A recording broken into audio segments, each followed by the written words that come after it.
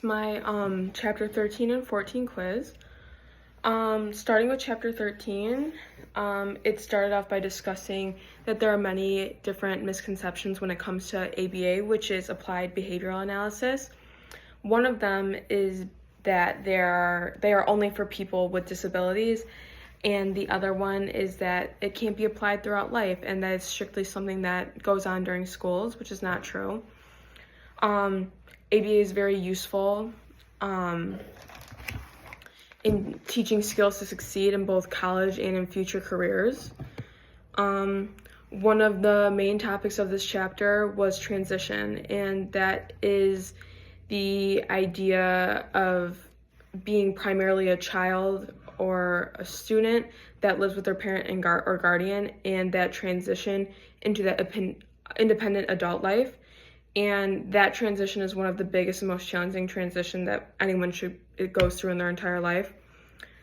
A main focus for this chapter is how to transition students with disabilities into post-secondary life, whether that's an employment opportunity for them or a schooling opportunity or a training opportunity, but it also can be a transition for that post-secondary education.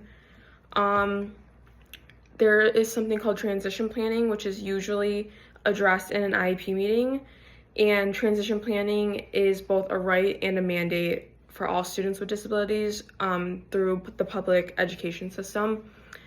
These IEP meetings where they discuss this transition planning usually consist of staff members, parents, the student themselves, and if needed and if applicable, outside agency representatives. During these meetings, data is used based on the student's strengths, preferences, interests, and considerations to help develop a plan and a support and services that equips the student with the skills that are needed for them post-grad. ABA has been proven over and over again that it helps change those different target behaviors.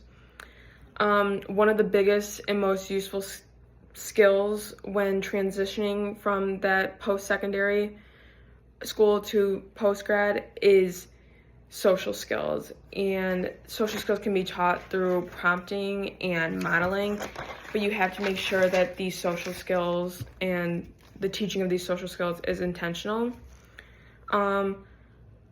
It is also very beneficial for both gen ed students and special ed students to have these social skill trainings implemented into their education. Part of these social skills include self-determination, which is self-advocacy, self-awareness, disability awareness, goal setting, attainment, and problem solving. When it comes to self-management, this helps students when it comes to managing their own lives. And then also self-management, which kind of goes hand in hand with that, is intentionally acting a way to change a subsequent behavior. And then also there's self-monitoring, which is observing their own behavior and being aware of their behavior. Going into chapter 14, it had a lot of focus on both social and emotional learning, and that it's been proven that both academic and non-academic outcomes have been improved when social emotional learning is implemented into different classrooms. It also reduces problem behavior and overall improves the mental health of your students when they have these strategies to help them cope. Another big topic that was discussed, it was basically the title of the chapter was Acceptance and Commitment Therapy, which is behavior therapy aimed at helping people create a rich and full life while accepting the difficulties and the challenges that come along with it and how to deal with it. It helps to develop critical skills to regulate thoughts and emotions, and there's 6 different steps or parts of the acceptance and commitment therapy that go together to help achieve this. Step 1 would be acceptance, which is the action of embracing inner thoughts and experiences as they happen without the attitude or opinion. 2 would be diffusion, which allows one to acknowledge inner thoughts and understand that they're just words, and it also teaches students to mitigate the pervasive negative thoughts and behaviors that are targeting them. 3 is being present, which can be a lot easier said than done, but being flexible and don't dwell on the past or the future and just remain on what's going on right now in this moment.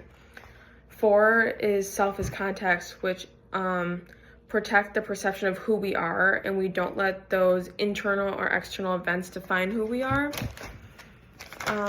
Number 5, which is values, so elements of life that motivate us to engage in certain activities. Values provide guidance and motivation for us and allow students to gain access to qualities of working through difficult tasks.